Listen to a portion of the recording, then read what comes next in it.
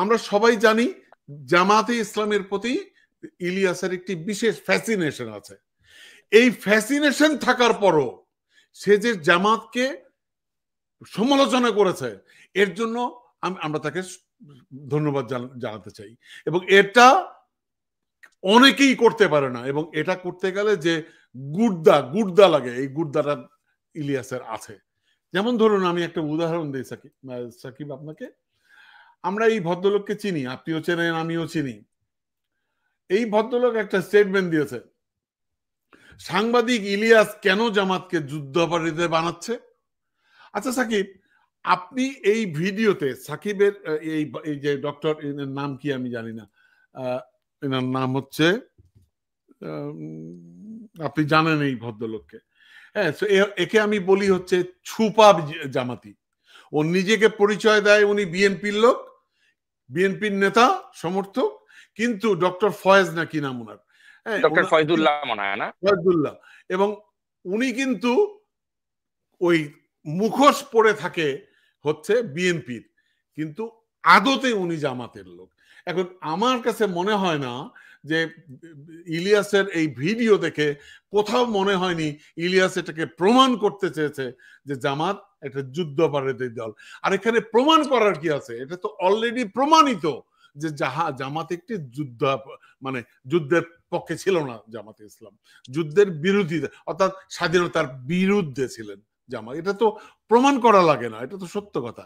তো এই হচ্ছে, এর ব্যাপারে কিছু বলবেন নাকি আপনি? এই যে ডক্টর ফয়জুল, এই নামের আগে ডক্টরেট লাগাইছে, এই লোক থাকে কই? এই লোক তো থাকে হচ্ছে আপনার ওই যে তুরস্কে, তাই না? তুরস্কে থাকে, এবং সে অনলাইন টক শোতে এসে নিজেকে খুব পণ্ডিত জাহির করে।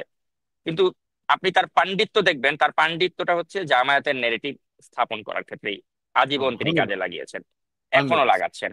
কিন্তু আমার কথা হচ্ছে, আপনি অন্ধ জামায়াতের আনুগত্য কেন করবেন? এটা হচ্ছে প্রশ্ন। অন্ধভাবে তো কারো আনুগত্য করা দরকার নেই। ডক্টর ফয়জুল হক তিনি যেটা করছেন, তিনি অন্ধভাবে জামাতের আনুগত্য করছেন, এজ ইফ মানে উনি জামাত ইসলামের অনেক বড় কিছু হয়ে গেছেন। এখন আজকে কয়েকটা সত্য কথা বলতে চাই দর্শকদেরকে। আমি বেড়ে উঠেছিলাম খিলগাঁও বাসাবো এলাকাতে। জামায়াত ইসলামের যে মগবাজারের যে অফিসটা, বা মগবাজারে জামাতের যেসব নেতা কর্মীরা থাকতেন বা থাকেন, এদের সাথে আমার একটা আত্মিক সম্পর্ক ছিল। আমার একেবারে ক্লাস 1 থেকে শুরু করে আপ টু আমার এসএসসি পর্যন্ত আমাকে যিনি পড়াতেন, আমার হাউস টিউটর যিনি ছিলেন, তিনি জামায়াতের একজন কেন্দ্রীয় নেতা ছিলেন। এবং আমি জামায়াতে ইসলামের ওই যে কিশোর কণ্ঠ নামে একটা পত্রিকা ছিল, ওই পত্রিকার ইয়ারলি একটা অনুষ্ঠান হতো, সেখানে আমি যেতাম। জামায়াতের অনেক নেতার সাথে আমার ওভাবে যোগাযোগ ছিল, মতিউর রহমান নিজামী থেকে শুরু করে মীর কাসেম আলী, তাদের সাথে কিন্তু আমার কথাবার্তা হতো।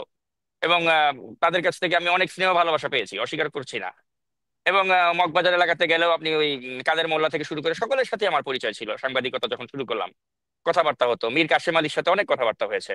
তো এখন আমি কিন্তু কখনোই তাদেরকে যখন ওই 71 নিয়ে কথা বলতাম, তারা কিন্তু কখনো ডিনাই করে নাই যে আমরা মুক্তিযুদ্ধের বিরুদ্ধে ছিলাম না। তারা স্বীকার করতেন যে হ্যাঁ, আমরা তো ওই সময় আমাদের অবস্থানটা ছিল পাকিস্তানের পক্ষে, তোমাদের অবস্থানটা ছিল পাকিস্তানের বিরুদ্ধে।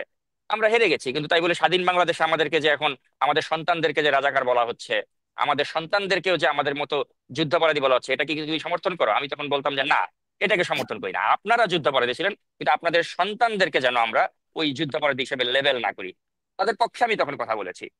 আবার আপনি দেখেন মীর কাসেম আলীর মতো একজন ব্যক্তি, যিনি দিগন্ত টেলিভিশন করেছেন, যিনি ইসলামী হাসপাতাল করেছেন, কত জনকল্যাণমূলক কাজ করেছেন, এত ভালো একজন ব্যবসায়ী ছিলেন, যিনি কখনো অন্যায়ের সাথে আপোষ করেননি।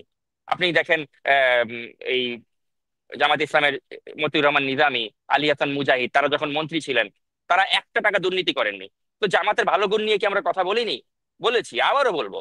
কিন্তু কথা হচ্ছে কি, ওই যে নেতাগুলো যাদেরকে জামাত হারিয়েছে, তারা একনলেজ করতেন আমাদের সাথে যখন কথা হতো যে হ্যাঁ, আমরা 71 সালে আমাদের ভূমিকাটা ঠিক ছিল না, যদিও পাবলিকলি তারা করতেন না। এখন আপনি দেখেন জামাতের যারা নেতা, এই মিস্টার মাসুদের কথা বলেন, বা ডক্টর শফিকের কথা বলেন, বা মিস্টার তাহেরের কথা বলেন, এদের সাথে কিন্তু আপনি কোনো অবস্থাতেই আলী হাসান মুজাহিদ, মতিউর রহমান নিজামী এদেরকে মেলাতে পারবেন না।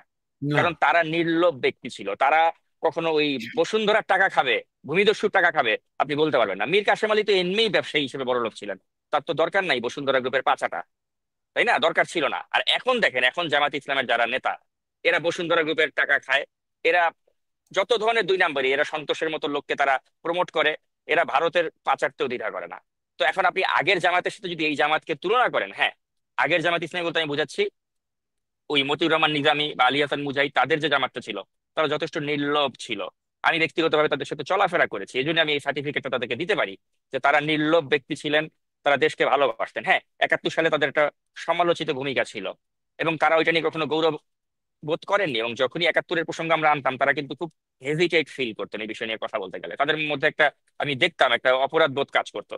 কিন্তু আপনি এখনকার জামাতের নেতাগুলিকে দেখুন, তারা বসুন্ধরার টাকা খাচ্ছে, তারা বসুন্ধরার মিডিয়া হাউস পরিদর্শন করছে, তারা বসুন্ধরার কালের কণ্ঠের জন্মদিনে শুভেচ্ছা জানাচ্ছে, তাদের মধ্যে এটা নিয়ে কোনো অনুশোচনা নেই।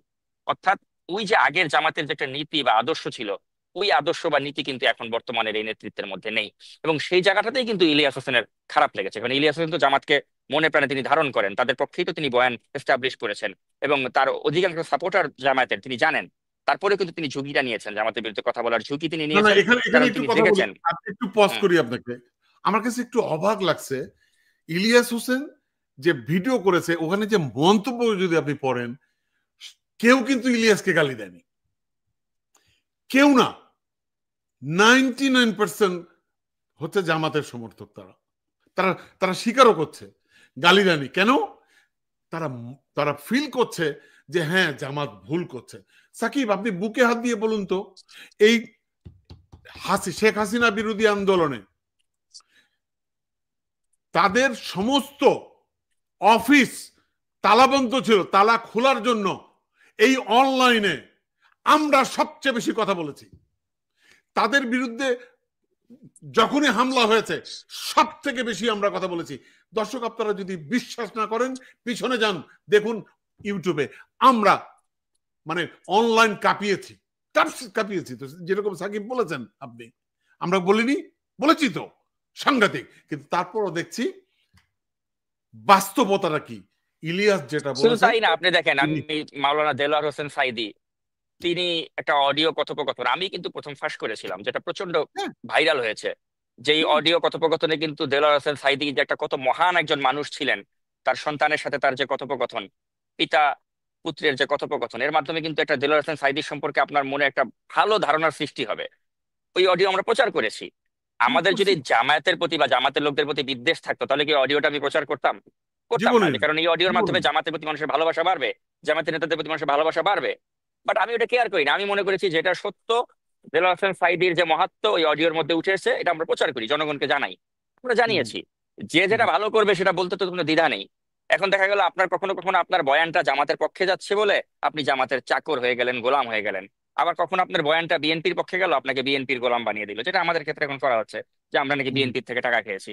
তো এখন মানুষ এভাবে বলবেই, কিন্তু আমার কথা হচ্ছে আপনি যদি নির্মোহ দৃষ্টিতে কিছু দেখেন, নির্মোহ দৃষ্টিতে পর্যবেক্ষণ করেন, তাহলে কিন্তু আপনি আর কাউকে ওই দালাল ট্যাগটা লাগাবেন না। তো আমি মনে করি আমাদের অধিকাংশ দর্শক হচ্ছে সচেতন দর্শক, তারা জানেন যে আমরা কারো কাছে নিজেদের মাথা বিক্রি করে দেইনি। আর যারা মনে করেন ওই দলীয় দল দাস, দলীয় লেজুর ভিত্তি করে, তারাই, তাদের চোখেই কখনো কখনো আপনাকে বিএনপির দালাল মনে হবে, কখনো আমাকে বিএনপির দালাল মনে হবে, কখনো আমাকে জামাতের দালাল মনে হবে। কিন্তু দ্য ফ্যাক্ট ইজ, নাগরিক টিভি সবসময় নাগরিকের পক্ষেই কথা বলেছে, জনগণের এক্স্যাক্ট। পক্ষেই কথা বলেছে, এবং ওইটাই আমরা বলে যাব। এখন এতে কে কি ট্যাগ মারলো, উই ডোন্ট কেয়ার।